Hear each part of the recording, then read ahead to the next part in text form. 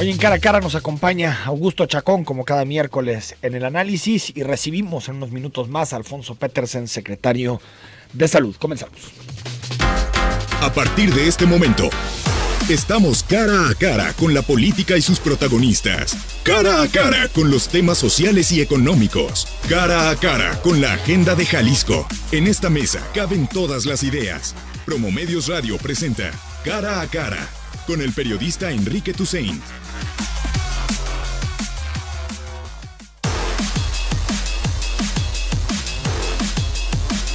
9 de la mañana con 5 minutos, estamos en Cara a Cara, miércoles 24 de enero. Escríbenos, mándanos mensajes al 33 18 80 76 41. Hoy nos visita Alfonso Petersen, secretario de Salud, luego de las revelaciones hechas por el periódico Mural acerca de las medicinas caducas y las presuntas irregularidades que hay en la gestión de los recursos públicos en materia de salud. Hoy se sienta aquí con nosotros Alfonso Petersen, por si tienes alguna pregunta para él, que nos vayas mandando un mensaje y que nos vayas mandando tu comentario.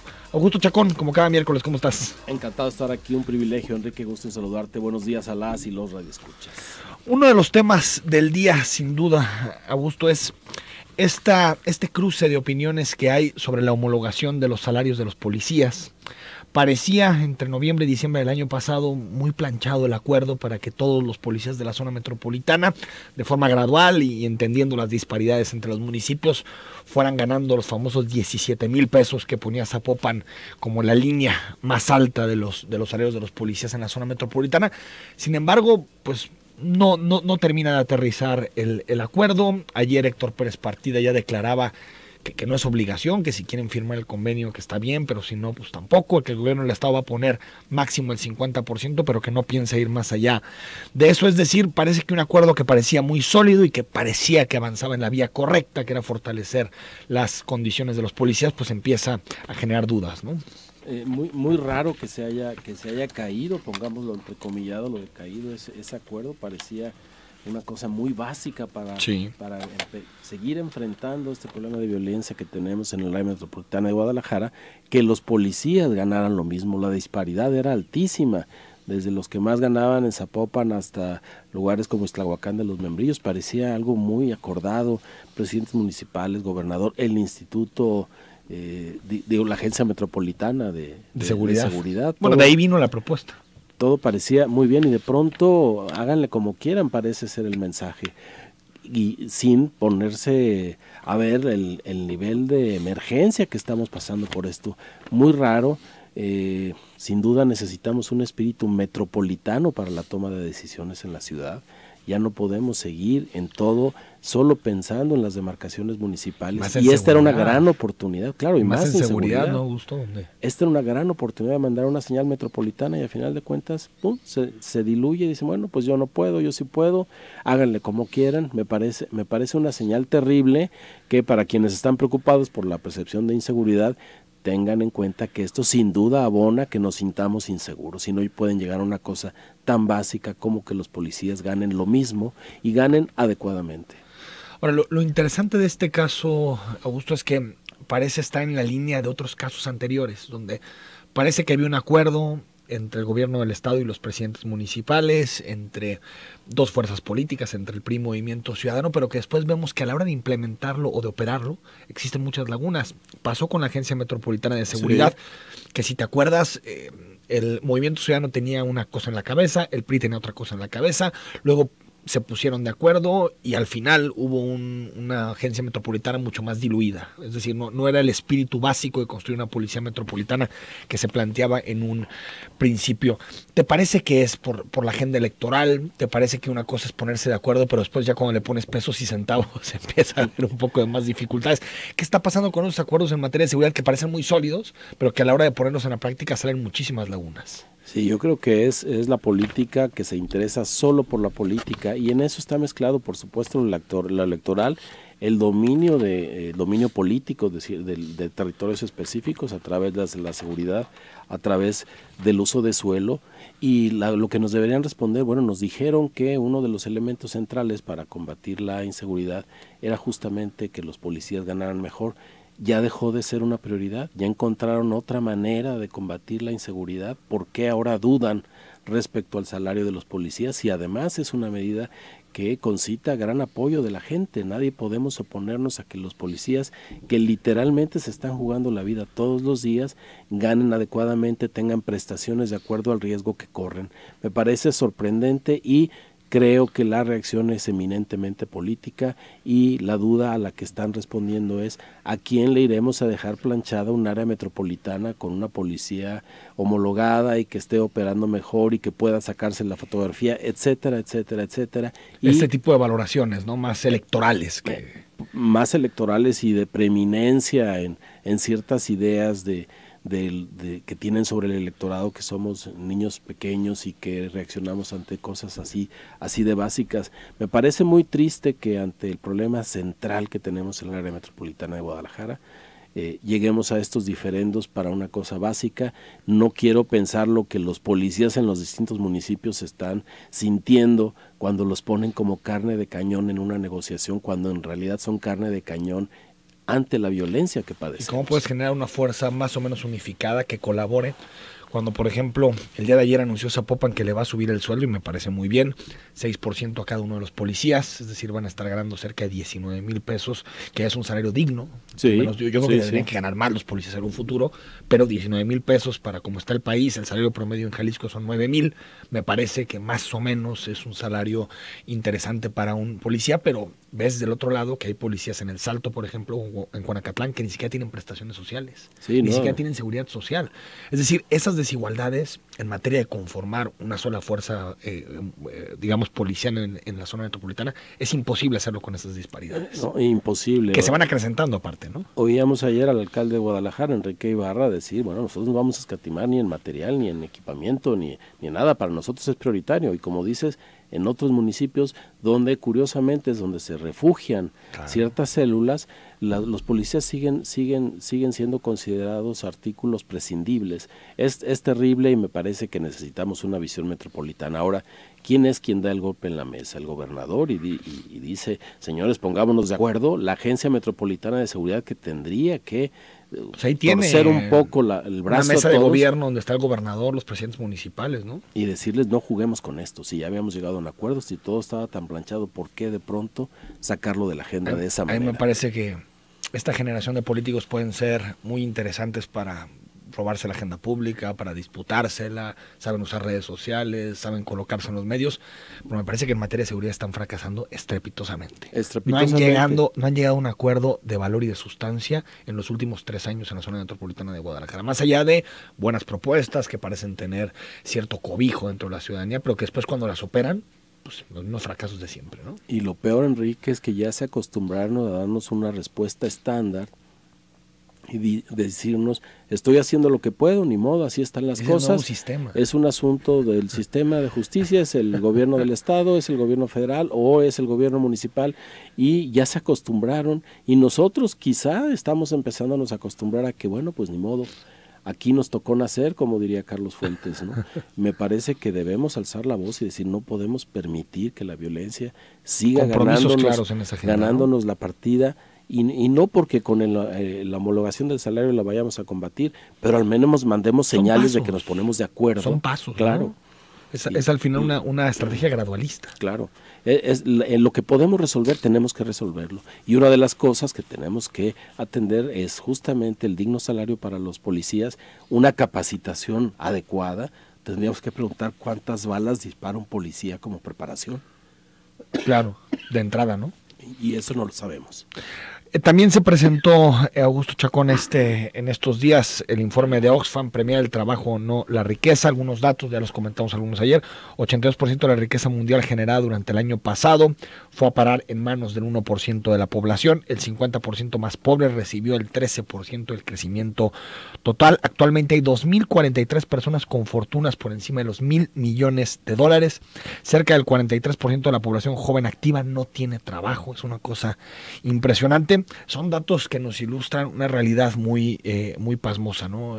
Augusto, las brechas sociales, la desigualdad se sigue incrementando de forma drástica. Sí, y mientras la economía con datos duros muestra hacia dónde va y cómo se mueve, nos estamos acostumbrando, por otro lado, al discurso sobre los pobres, al discurso sobre las enfermedades, sobre la violencia, que se ceba en estos grupos grandísimos de población de pobres, pero que, insisto, estamos naturalizando.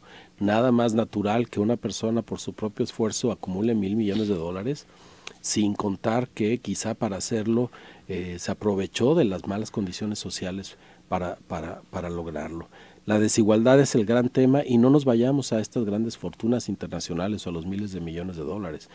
Jalisco mismo es un gran ejemplo de esta desigualdad. Somos un estado muy rico que produce muchísimas cosas y que tiene una desigualdad terrible. En el área metropolitana de Guadalajara, de una de las economías más importantes del mundo, la mexicana, tenemos muchas personas que se preocupan por quedarse sin alimentos. Jalisco, ¿cómo vamos? Lo tiene medido. Y mientras tenemos colonias donde se vive de primer mundo, con jóvenes que planean sus vacaciones fuera del país, cotidianamente, tenemos por otro lado a 20 o 30 minutos de distancia, jóvenes que tienen que persinarse al salir a la calle porque no saben lo que van a encontrar y con lo que se van a topar. Así que la desigualdad es sin duda el gran tema, y no porque todos tengamos que ser iguales, sino porque el Estado ha demostrado que es un pésimo distribuidor de la riqueza. Augusto Chacón, como siempre, y con todos tus problemas de la voz, te agradecemos que estés aquí con nosotros y que hayas hecho el esfuerzo para acompañarnos. Les ofrezco una disculpa. No, ¿cuál disculpa? Gracias por el esfuerzo. Así está el ambiente, ¿no? Muchísimas gracias, un privilegio estar aquí. Al regreso, platicamos con Alfonso Petersen, secretario de Salud. Acompáñanos. 9 de la mañana con 20 minutos. Te recuerdo el WhatsApp 33 18 80 76 41. Saludamos al doctor Alfonso Petersen. Alfonso, ¿cómo estás? Enrique, con gusto saludarte. Muy buenos días para todos y muchas gracias por la invitación.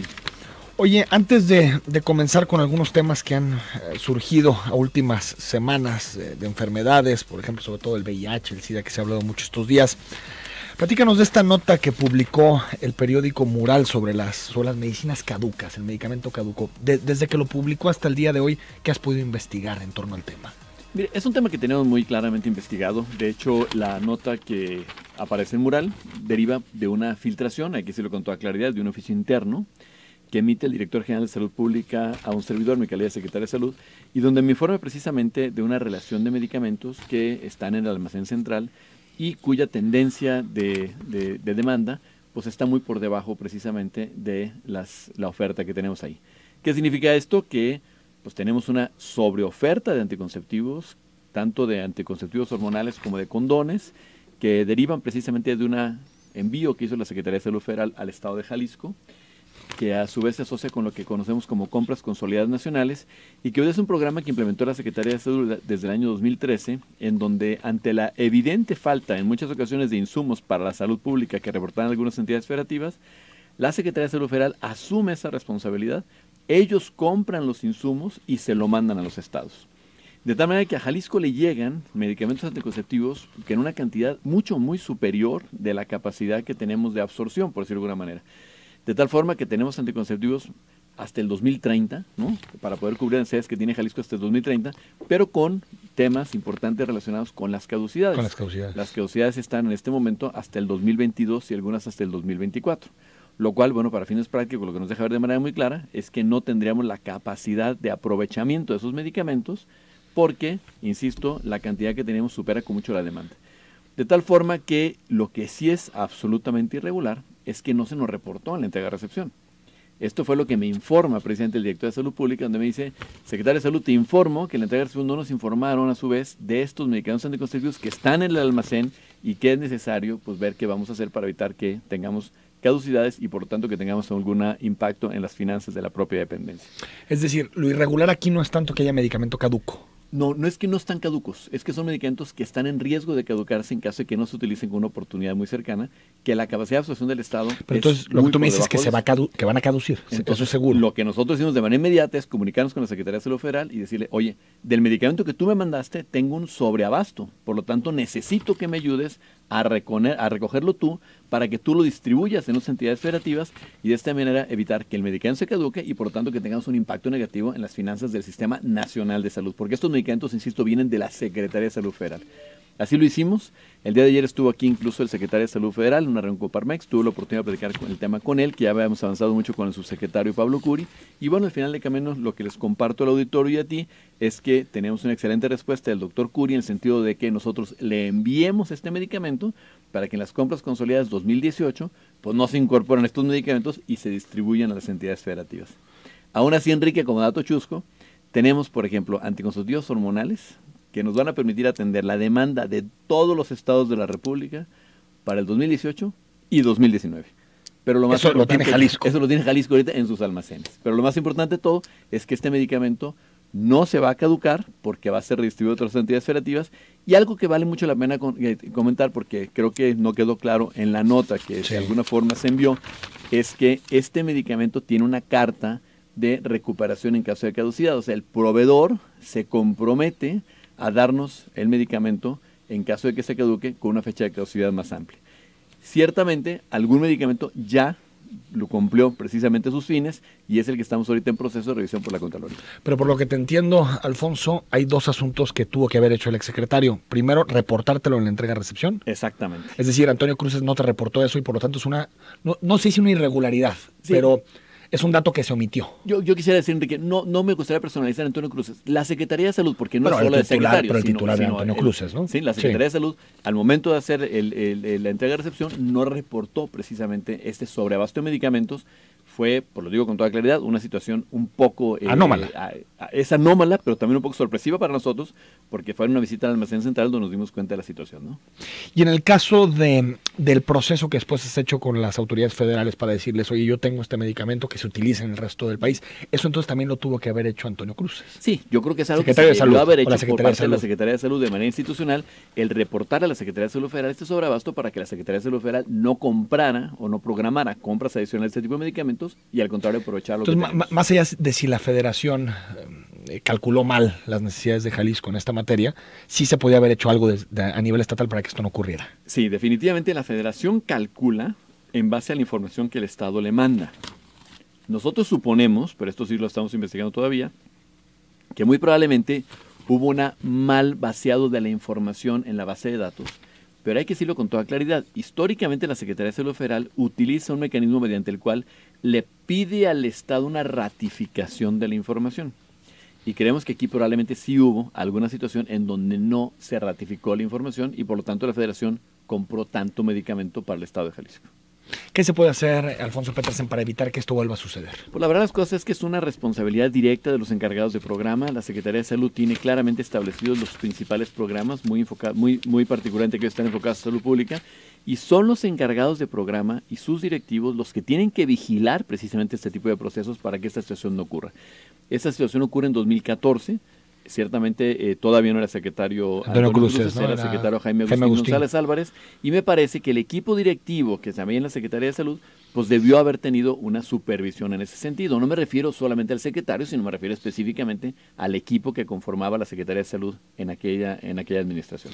De lo que tú has podido ver en estas semanas, Alfonso Petersen, que tienes encabezando la Secretaría de Salud, ¿has detectado irregularidades? ¿Has visto algún tema que no te cuadra más allá de esto? Sí, pero yo quisiera ser muy enfático en que una cosa son irregularidades y otra cosa son actos de corrupción. Porque totalmente. Pareciera como que mucha gente cuando hablamos de irregularidades asume que son corrupción. No, y hay mucha sensibilidad en este momento. Sale cualquier cosa y dicen corrupción. Sí. Entonces, eso no lo determinas tú aparte, no te toca, ¿no? Pero que tú hayas visto irregularidades, cosas anómalas.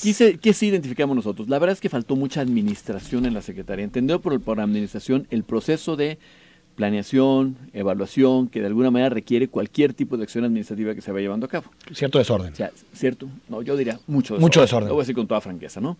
Mucho desorden, ¿en qué sentido? En el sentido de que no hubo una planeación adecuada, no solamente en el tema de los insumos, sino también en el tema de los recursos humanos. Lo que vemos es que sí se atendieron necesidades reales, hay que decirlo, Enrique, hay necesidades reales de médicos, de enfermeras, de trabajadores de la salud en diferentes puntos del Estado, pero no se empataron con las capacidades presupuestales. Y eso fue lo que fue generando una bola de nieve progresiva que al final de cuentas nos tiene en este momento, o nos tenía, pero el año pasado con una deuda de aproximadamente 1.850 millones de pesos con proveedores y alrededor de 300 millones de pesos con la nómina. Hoy ya nuestro escenario, gracias al apoyo que nos ha dado el señor gobernador y a la reprogramación que hicimos de los pagos, es completamente diferente, pero estuvimos en un momento, ahora sí que como dicen comúnmente, un tris, ¿no? De no poder cerrar los compromisos que tenemos con los trabajadores y pues la necesidad de reprogramar muchos de los pagos con los proveedores y de solicitar el apoyo de los proveedores para que pudiéramos obtener un descuento de cerca de 310 millones de pesos. Pero todo esto obedece a que hubo, sí, una serie de respuestas a las necesidades de atención, pero que no se empataron con el presupuesto. Y creo que eso fue sin duda lo que llevó a la Secretaría de Salud a una dinámica como la que estamos viviendo en este momento. Otro tipo de irregularidades no te has encontrado. Desviaciones, dinero que de pronto no cuadra. Por supuesto que estamos respondiendo a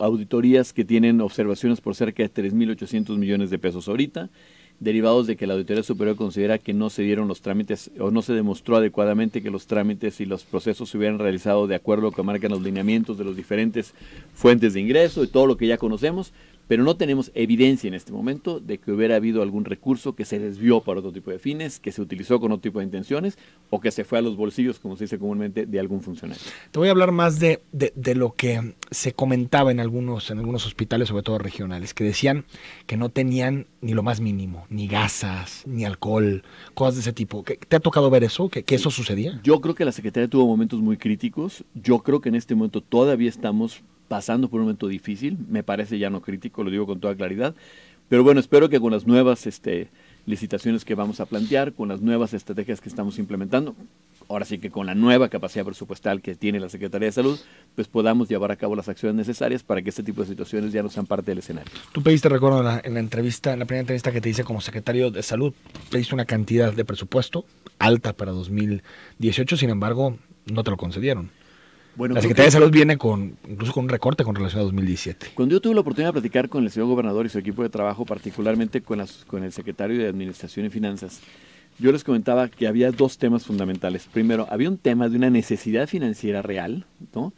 De necesidad financiera real, entiendo, más recursos para la salud, y un tema de reprogramación presupuestal. ¿Esto qué significa? Lamentablemente tenemos en este tema de reprogramación presupuestal ciertas situaciones que vale mucho la pena que el auditorio conozca. La primera es que la Secretaría de Salud tenía, en el contexto del régimen estatal de protección social en salud, un contrato con los hospitales civiles de un monto de 846 millones de pesos que tenía que pagar durante el 2017 y que podría haber quedado programado para el 2018. Lo que nosotros pedimos en beneficio de los hospitales civiles y de la propia Secretaría es que separáramos esta situación para que ese contrato ya no lo firmara el régimen estatal de protección social en salud, sino lo que firmara directamente el gobierno del Estado de Jalisco a través de las Secretarías de Salud y Finanzas, porque a final de cuentas esto mermaba mucho la capacidad económica del REPS en beneficio de los servicios de salud, de servicios estatales de salud, pero sobre todo retrasaba considerablemente los pagos a los hospitales civiles.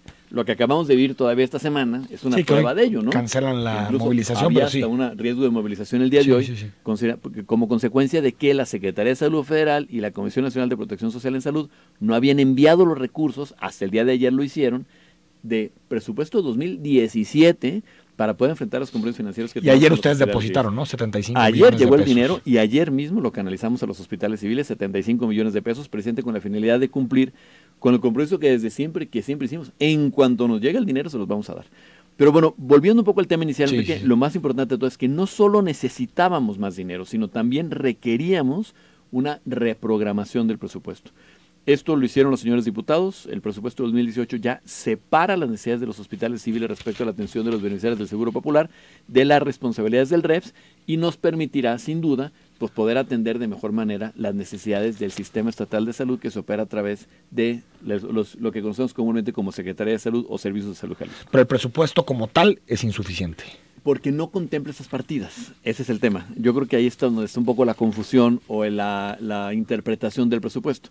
Para fines prácticos, nuestro presupuesto federal aumenta 5.8%, nuestro presupuesto estatal aumenta 7% y nuestros recursos complementarios... La diferencia es que se separa. Entonces por eso parece que hay menos recursos para salud. Exactamente. La partida que estoy mencionando, que va a ser para los hospitales civiles, aparece en el presupuesto como partida con 0 recursos, porque es una partida que se autoriza con ampliación automática para que la Secretaría de Finanzas esté abonando a esa partida de manera regular, lo que equivale a una 12ª parte mensual de los 875 millones.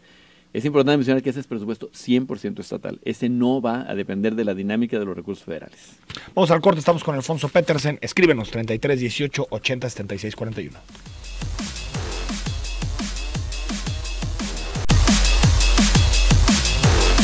9 de la mañana con 36 minutos. Estamos platicando con Alfonso Petersen, quien es titular de la Secretaría de Salud. Te recuerdo nuestro WhatsApp 33 18 80 76 41. Preguntas, comentarios, recomendaciones, lo que gustes. El WhatsApp está abierto y a tu disposición.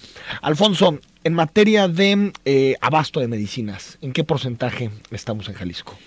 Fíjate que ahí tenemos una serie de diferencias, porque para nosotros el abasto de medicinas solamente se puede medir conforme al porcentaje de recetas surtidas de manera completa. ¿Qué quiere decir con esto? Si una persona va a las farmacias que tenemos para prestación de servicios a los beneficiarios del Seguro Popular con una receta que dice 3 medicamentos y le dan 2, esa no se puede considerar abasto. Si le dan los 3 y en la cantidad que esté señalada, 100% de abasto en esa. Consideramos que ahorita estamos logrando ya niveles por arriba del 70% del surtimiento total. 71, de recetas, ¿no? Sí, más o menos el 71%, pero todavía tenemos algunos medicamentos que siguen teniendo un surtimiento muy bajo. El problema principal lo tenemos cuando estos medicamentos de surtimiento muy bajo forman parte de los medicamentos que tienen una alta circulación, porque no es lo mismo una receta cuando falta el paracetamol a una receta cuando falta el valsartán, por ejemplo, que es un antihipertensivo.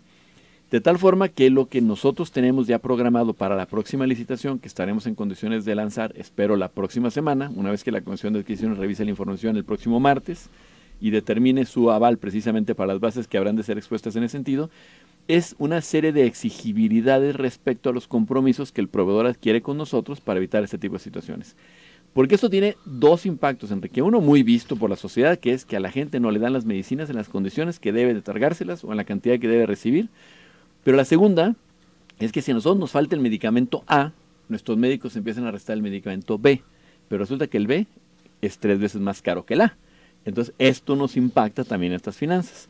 Por eso lo que estamos es revisando, y espero que la Comisión de Adquisiciones así lo haga, las bases de licitación para que puedan determinar de manera muy específica qué correspondería según el tipo de surtimiento que nos esté otorgando la empresa que gane la licitación. Ahorita, ¿qué tipo de medicamentos son los que están faltando? Ahorita, sobre todo, nos han estado faltando antibióticos, algunos antibióticos, no todos los antibióticos obviamente, y ciertamente algunos antihipertensivos. Pero también hemos detectado, por ejemplo, que hay dos tipos de insulina, por decir que nosotros manejamos, una que es de uso más general y ciertamente de precio más económico, y otra de uso más específico, ciertamente de precio más alto, pero que tiene indicaciones muy precisas o que beneficia particularmente a pacientes con ciertas necesidades específicas. Esta segunda insulina se está prescribiendo de manera muy alta, como consecuencia de que seguramente alguna vez hubo un desabasto del anterior, entonces el médico ya se quedó prescribiendo la que sí teníamos. Entonces necesitamos revisar ese tipo de mecanismos para que no tengamos... Que es cotejarlo directamente con quien surte el medicamento. Cotejarlo directamente con la Comisión de Adquisiciones, que será la encargada de presentar las bases de licitación, pero que es necesario que conozca este tipo de situaciones para que ponga pues, las trabas. ¿Y por regiones, Alfonso? ¿Hay algunas más afectadas que otras? En general tenemos una afectación que podríamos decir en todo el estado, pero creo que hay cosas que hay que considerar. Hay regiones, como en el caso de la zona norte, que por la dispersión de la población tenemos fundamentalmente unidades muy pequeñas. Esas unidades muy pequeñas tienen un cuadro básico más pequeño. Por lo tanto, el surtimiento de recetas en ese tipo de unidades está más limitado. Y esto algunas personas lo toman como desabasto. Por ejemplo, si una persona viene a los hospitales civiles, aquí la atienden en la alta especialidad y le otorgan o le prescriben un medicamento de alta especialidad, si esta persona quiere ir a surtir la medicina en alguna unidad de la zona norte de las características que estoy mencionando, esa medicina no está en esas unidades, porque son medicamentos que están en unidades médicas que atienden a pacientes de alta especialidad. Entonces, sí tenemos que buscar mecanismos que nos permitan resolver eso. Es un tema que le hemos puesto a consideración de la Comisión de Adquisiciones para que revise de qué manera podríamos atender este tipo de necesidades, por supuesto, sin imaginar que la gente tenga que viajar para surtir una receta, ¿verdad? En 2016, Alfonso Petersen, se notificaron en Jalisco 400 casos de VIH-Sida, de los cuales 363 son hombres y 83 mujeres. Y esa cifra también incrementó en torno al 10% en 2017. Se registraron, en 2017, 1.387 casos confirmados de VPH, una cifra menor a 2016. Bueno, en materia de VIH-Sida, ¿has visto algunos incrementos? ¿Está pasando algo en materia de Creo que vale la pena comentar tres cosas en ese sentido. La primera, el VIH-Sida es una epidemia que, como dicen, llegó para quedarse. Sí. Desde 1984, cuando se empezaron a registrar los primeros casos hasta la fecha, la tendencia había sido particularmente ascendente. La segunda, hemos logrado una disminución importantísima en la mortalidad por VIH-Sida, gracias a la incorporación de los medicamentos antirretrovirales y particularmente al otorgamiento gratuito de los medicamentos antirretrovirales y las pruebas de seguimiento. Hemos logrado impactar de manera muy relevante en la disminución de la mortalidad.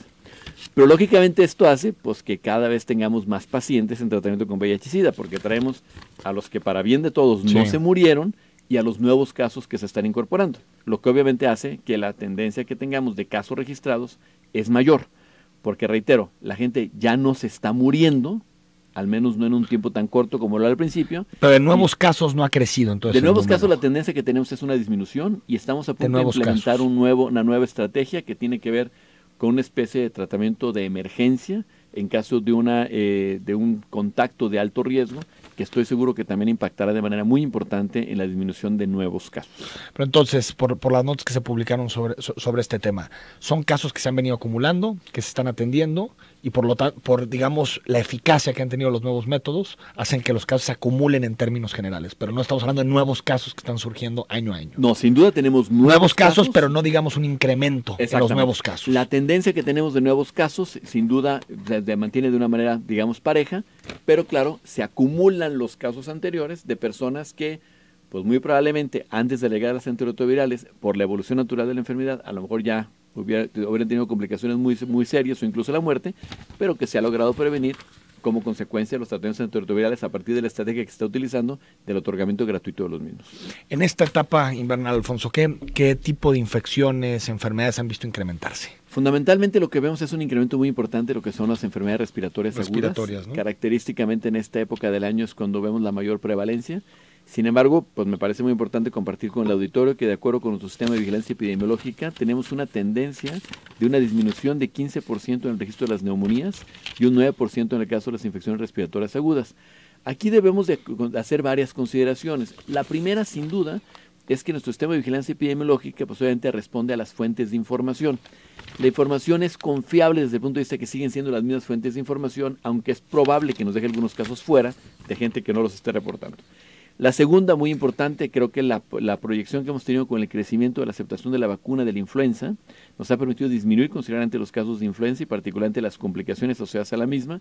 Y la tercera, creo que también algo muy relevante, bueno, pues es que el clima ha sido un poco más generoso con nosotros en este invierno de lo que pudo haber sido en años anteriores. Aunque todavía tuvo sus picos, ¿no? Enero y febrero. Frentes fríos. ¿No? Y habrá que ver el resto de enero, parte de febrero, cómo se comporta, pero hasta ahorita la tendencia que tenemos es una tendencia sin duda muy alentadora. Pero en general el reporte es hacia la baja de enfermedades respiratorias. El reporte que tenemos es a la baja en dos indicadores muy importantes para nosotros: infecciones respiratorias agudas y neumonías, que son las complicaciones. Vamos al corte, estamos platicando con Alfonso Petersen, secretario de Salud. Escríbenos al 33 18 80 76 41. Cuando regresemos, le reportamos, le pasamos tus preguntas y comentarios.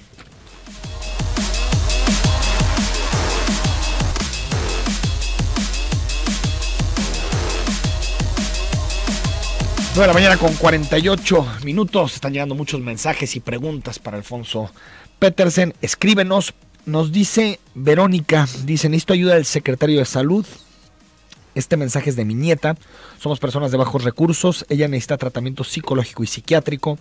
Necesita su seguro popular renovado. Mi hija, o sea, la mamá de la niña, fue a renovarlo y no se lo renovaron, pues no presentó el acta de nacimiento del menor.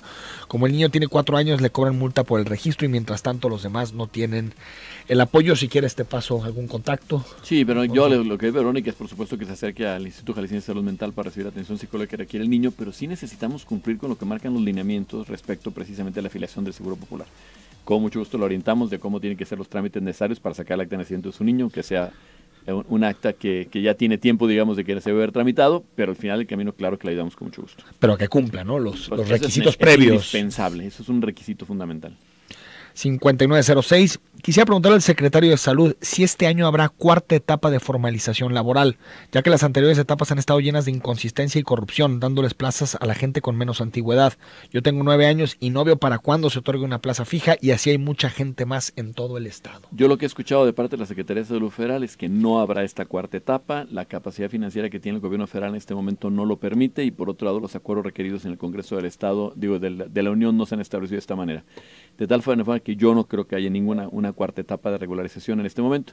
Estas son regularizaciones que se hacen precisamente para los trabajadores eventuales con la finalidad de que puedan, o de contrato, con la finalidad de que puedan incorporarse al sistema habitual de contratación de la Secretaría de Salud. Pero para eso tiene que haber recursos. Para eso tiene que haber muchos recursos. 6114, gracias Iván Velázquez por tu comentario. Pablo Arturo Morales dice, buenos días, soy priista, pero eso no me estorba para ver que en ese espacio su gestión es de aplaudirla, ya que en su gestión municipal fueron demasiadas malas voluntades. Me imagino que hace un balance de tu presidencia municipal. Sí, la verdad es que no sé a qué se refiere con malas voluntades, pero por supuesto que asumo el comentario y le agradezco que lo definición. Gracias, Pablo Arturo. Dice Marcos Alejandro, buen día, tal vez no tenga nada que ver con los medicamentos, pero sí con la Secretaría. A mi hijo en la preparatoria le pidieron un certificado médico. Acudimos al Centro de Salud de Santa Anita y me comentaron que no tenían y que no sabían hasta cuándo, que se podrían tardar hasta meses. Y ahí es donde me doy cuenta que si en la papelería no hay abasto, con mayor razón medicamentos. Excelente programa. Agradezco el comentario y por supuesto que me lo llevo de tarea. Certificados médicos. Dice Rogelio, Enrique, buen día. Ahí te va, ¿qué pensarías si en la madrugada se te enfermara tu hijo de 4 años, ardiendo en temperatura, y que el centro de urgencia más cercano sea la Cruz Verde Auditorio, y que al llegar te digan que no lo pueden atender porque no hay médicos? O sea que no hay nadie. ¿A eso cómo se le llama? Pues esto es real, me pasó la noche del miércoles, así que por fortuna tengo en qué moverme, y la atención fue de excelencia, pero en la Cruz Verde Alcalde, un gran jalón de orejas. En verdad, ¿qué les está pasando? Son vidas humanas y me duele aún más porque se trataba de mi hijo. Saludos, buen día. Digo, pues un saludo. La Cruz Verde del Auditorio depende de los servicios médicos municipales, no depende de nosotros, pero creo que nos sirve para todos, sin duda. Nos dice también Pati Alcalá a través del WhatsApp. Buenos días, doctor. ¿Cuál es el motivo de la deuda del Seguro Popular? Saludos. La deuda tiene que ver con 3 aspectos. La primera es que el Seguro Popular fue el órgano financiero mediante el cual se llevaron a cabo las nuevas programaciones de servicios de la Secretaría de Salud, desde que el Seguro Popular era una dirección de la Secretaría de Salud. La segunda es que cuando se desincorpora el Seguro Popular de la Secretaría de Salud, se lleva, digamos, el compromiso financiero. De tal manera que el Seguro Popular, que nace apenas hace 1 año y medio, no nace en ceros, nace con menos X, ¿no? La verdad es que no tengo el dato, pero menos muchos millones. Y la tercera es que como el Seguro Popular estaba precisamente atendiendo las responsabilidades complementarias derivadas de las atenciones en los hospitales civiles, la programación de los recursos superó lo que era la demanda de la capacidad real del Seguro Popular.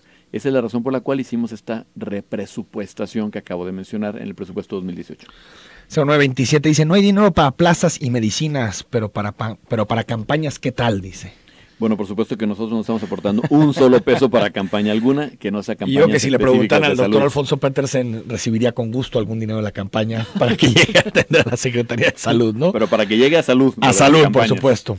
Rafael Martínez, recuerdo en aquel tiempo que hubo una propagación de dengue cuando estaba Emilio González Márquez, que le criticaban al secretario de Salud, que tenía en ese tiempo toda la población de la colonia donde vivía, toda la gente enferma, y Emilio se molestaba y les decía que presidente, el doctor no tenía que ser guapa esa persona. Ya recuerdo más o menos a qué declaración te refieres. No sabía nada de salud y nomás entró el señor Petersen y controló la epidemia. Fue en aquel momento, ¿no? En que te integraste al gabinete. Cuando me reintegré, presidente, en el año 2009. Verónica dice, buenos días, me gustaría preguntar por qué ningún centro de salud tiene la vacuna de hepatitis B para los bebés recién nacidos, y de hecho en el IMSS no tienen, solo en la clínica 180 del IMSS. Y qué poca cordialidad tiene el doctor de contestar por Twitter, te dice. Bueno, la primera cosa que le comento es que lamentablemente me es imposible contestar todos los twitters que me llegan todos los días. Le debo una disculpa en ese sentido. La segunda, la vacuna de hepatitis B no está en nuestro cuadro básico de vacunas, solamente la tenemos de maneras ocasionales, derivado de los apoyos que recibimos de la Secretaría de Salud Federal en algunas campañas de vacunación. Y al no estar en el cuadro básico de vacunación de la propia Secretaría de Salud, pues no está precisamente en los bienes que podemos ofrecer en ese aspecto.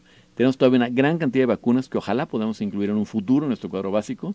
Esto obviamente requiere una inversión económica muy, muy grande, y por supuesto que en su momento, cuando tengamos la disponibilidad de hepatitis B, pues lo haremos de conocimiento de la población para que las personas se acerquen a recibirla.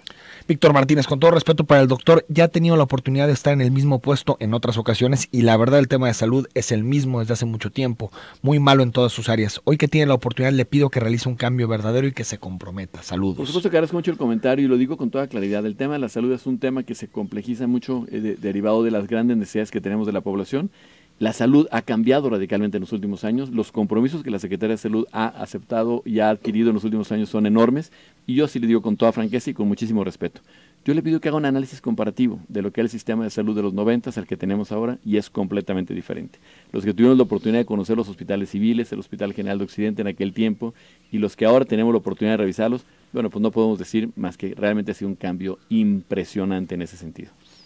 Buen día, señor Tucen, magnífica entrevista, dice Eladio. Mi comentario, se va el antiguo titular, el doctor Cruz, bueno, en realidad es Cruces, y el desfalco, ¿dónde quedó? El gobernador ya sabía de ese desfalco, pero como siempre, si el presidente con sus gobernadores que desfalcan y ayudaron a sus campañas, ¿qué esperamos aquí en el estado? Ahora yo voy a atenderme y es una pena que no haya medicinas, y estoy hablando desde 2016, juegan con la salud de los calicienses, pero esto se reflejará en lo político, seguro que sí, ojalá y estos errores cambien, te dice. Sí, yo creo que es lo que hemos venido platicando a lo largo del programa. 5527, buen día, soy empleado administrativo eventual sin prestaciones suficientes, sujeto a hostigamiento laboral de la Secretaría de Salud, cumplo con requisitos y el perfil y quiero comentar lo siguiente con todo respeto al señor secretario doctor Petersen. Creo que el personal administrativo es importante en su dependencia para organizar, controlar y en general administrar sus recursos humanos y financieros para mejorar sus procesos. Y dice, está muy largo el mensaje, le sale más costoso a la Secretaría solo tener personal médico y de enfermería, ¿por qué no? Tienen controles administrativos, entonces creo que el personal administrativo es necesario y que quitarlo no es lo mejor. No sé si has removido a personal administrativo. Bueno, yo le haría dos comentarios. La primera es que me queda clarísimo que el personal administrativo no solamente es necesario, es indispensable. Bueno, digamos desde el inicio de la entrevista, ¿no? De que había un desorden administrativo en la Secretaría. Pero la segunda cosa que me gustaría comentarles es que efectivamente estamos teniendo que prescindir de mucho personal en áreas administrativas que lamentablemente no tenemos recursos para poder atender sus necesidades económicas y por lo tanto hemos tenido que prescindir de ellos. Por supuesto no de todos, sí de algunos y sin perder de vista la importancia que tiene el personal administrativo en la Secretaría de Salud. Gustavo Cortés, buenos días. Doctor Alfonso Petersen siempre justifica y defiende a Antonio Cruces con muy buena retórica. La verdad saldrá a la luz cuando se audite la Secretaría de Salud. Sin duda, eso es importantísimo mencionarlo. Creo que no lo defiendo, simple y sencillamente no lo acuso de manera irresponsable. Creo que él tendrá que enfrentar los diferentes retos que, derivados de las diferentes auditorías, llevará a cabo la Contraloría y la Auditoría Superior de la Federación en su caso. Al final de camino lo que nosotros estamos buscando es encontrar soluciones para la Secretaría, pero también evitando caer en la tentación de ese comentario fácil de echarle la culpa a los otros simple y sencillamente para tratar de dar una imagen que no corresponde. La Contraloría tendrá que hacer sus revisiones, nosotros pedimos una revisión especial a la Contraloría, esta inició precisamente el día de ayer y de ahí saldrán, si existen, las posibles irregularidades. Pregunta para el doctor Alfonso Petersen, ¿hasta cuándo va a permitir la incompetencia directiva en el Hospital Regional de Tepatitlán? Pues estamos revisando todos los temas, claro que los hospitales regionales son parte de lo mismo y en su momento pues tendremos que hacer los cambios necesarios que se justifiquen. En este momento no tenemos ninguna decisión respecto al hospital mencionado. Saúl Cortés, buen día, señor Tucen. Pregúntele a Petersen si ya tiene culpables del desfalco de la institución, obvio, el anterior director. Gracias. Bueno, ya lo comentamos, ¿verdad? 5156, doctor Alfonso, siempre tan claro para expresarse, no tengo el gusto de conocerlo, pero aún así lo saludo, además se nota que conoce y sabe de su trabajo. Le agradezco mucho, un saludo. 7586, buen día, ¿cómo los proveedores hicieron un descuento de 310 millones cuando ya se les debía y no dar ese mejor precio, entre comillas, desde un inicio? ¿Será que manejaron precios inflados que después ajustaron en lo real? Yo no me atrevería a decir que manejaron precios inflados. La verdad, lo que sí quiero ser muy claro es que tenemos una respuesta excelente de parte de los proveedores. Me parece que obedece a dos aspectos fundamentales. Uno, pues son proveedores que han estado en las buenas y en las malas con la Secretaría de Salud. Hoy nos apoyaron en las malas, como otras ocasiones la Secretaría de Salud ha apoyado en las buenas. Y la segunda, bueno, pues creo que se genera una sensibilidad muy importante, pues a partir de la necesidad de que pudiéramos cumplir con nuestros compromisos financieros con una limitación de recursos muy importante. Jorge Ramírez, sin el ánimo de ser alarmista, ¿qué hay de un nuevo brote de influenza en la zona metropolitana? Mi esposa es maestra en un colegio del municipio de Zapopan. Como comentábamos hace un momento, esta es una época en donde se nos incrementan de manera muy importante las enfermedades respiratorias agudas. Eso no significa que sean influencias, pero por supuesto que nuestro sistema de vigilancia epidemiológica está activo identificando este tipo de riesgos. No tenemos un brote en este momento. No hay un brote. 4409, buenos días, saludos al secretario, persona muy preparada y excelente ser humano, te dice. 3687, ¿qué van a hacer con los gravísimos casos de insuficiencia renal crónica de las poblaciones en torno al lago de Chapala? Eso es un tema que estamos estudiando, incluso analizando directamente con la Comisión Nacional Comisión Estatal, de Derechos Humanos y con otras instituciones, como es el caso de la Universidad de Guadalajara, atentos precisamente a los posibles factores de riesgo y particularmente pues buscando alternativas para las personas que en este momento están con alguna enfermedad o con un riesgo potencial. Alfonso, gracias por haber estado aquí con nosotros. Alberto, muchas gracias, muy buenos días a todos y Muy feliz año. Muy feliz año. Todavía queda 24 de enero, todavía estamos en el primer mes del año. Nos vamos hasta mañana a las 9 de la mañana. Platicamos sobre piropos, un tema muy polémico después del debate que ha surgido a nivel internacional luego de la entrega de ciertos premios. Nos vamos hasta mañana a las 9.